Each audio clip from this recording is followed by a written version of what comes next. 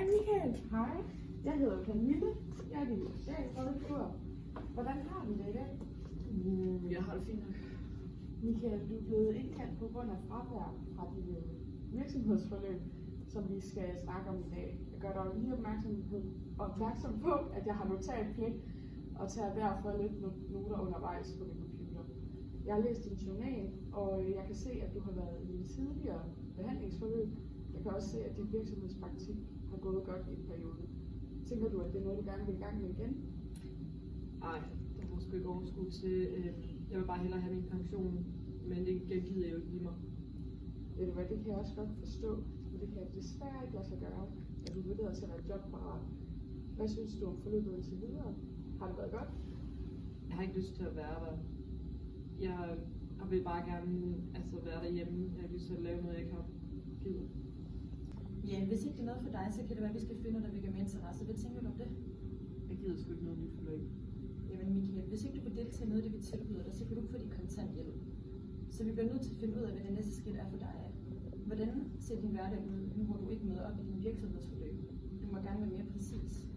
Jamen, jeg knapper en øl op om morgenen, og det er sgu det, jeg gør. Og hvad gør du derefter?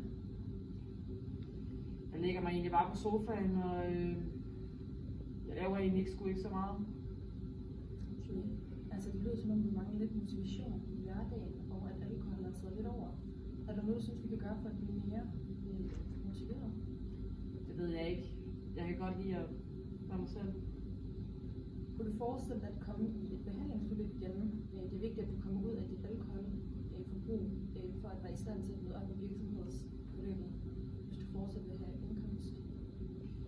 Jamen, hvis det er den eneste mulighed, jeg har for at ikke tage mine penge, så må jeg jo gøre det. Ja, Michael, nu skal du høre, jeg ønsker ikke at tage dine penge fra dig, men hvis ikke du vil samarbejde, så er der desværre ikke andet, jeg rigtig kan gøre.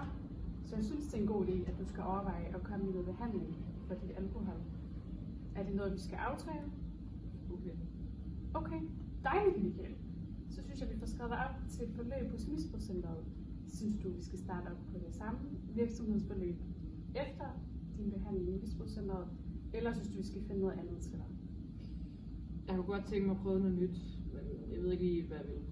Nej, det er i orden. Ved du hvad, jeg tænker, at jeg får kigget på nogle muligheder til dig næste gang vi mødes. Og så kan vi se, om ikke der er noget, der vækker din interesse. Skal vi ikke bare aftale det? Jo, det kan jo. Det tænker jeg, det kan jeg godt. Dejligt. Er der mere, du vil snakke om i dag? Har du nogle spørgsmål til noget af det? Ja, det har jeg ikke. Nej, det er bare i orden. Vi kan lave en opsummering til dig, så hvis der er noget, du er uenig i, så må du lige sige til det. Planen er, at du stopper på dit nuværende virksomhedsforløb. Vi får dig sendt et behandlingsforløb hos Misbrugscenter.